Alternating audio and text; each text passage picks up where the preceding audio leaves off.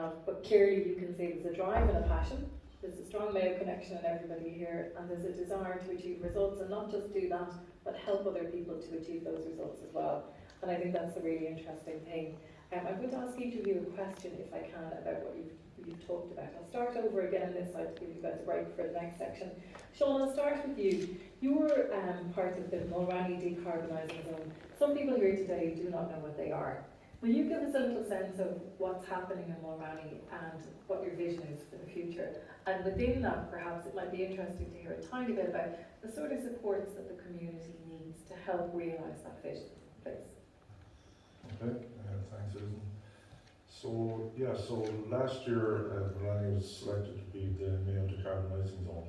I guess the origins for that go back maybe 20 years.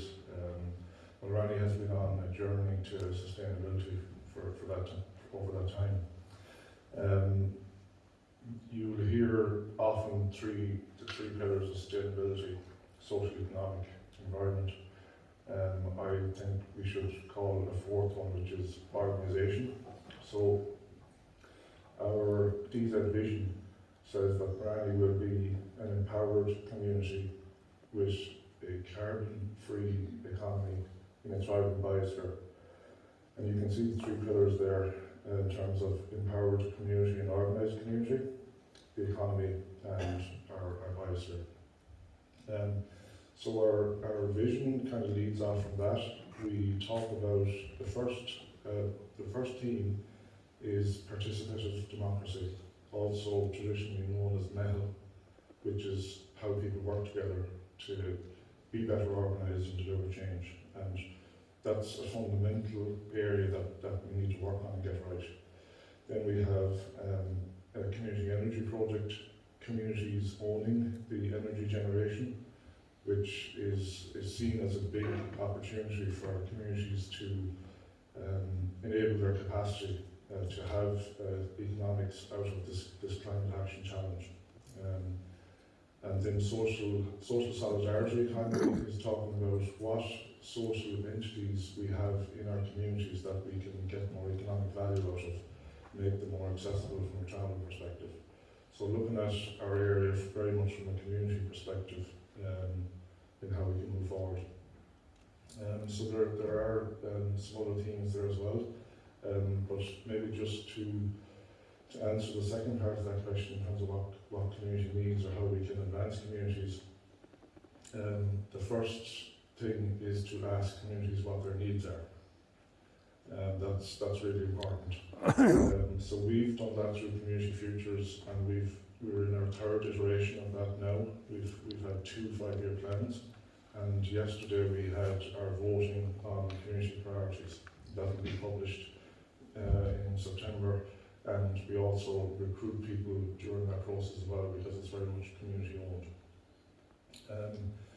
For me, just to talk on the organisational side, I'm not sure if you're familiar, but I'm quite taken at the moment with the viable system model, which a fellow by the name of Beer came up with.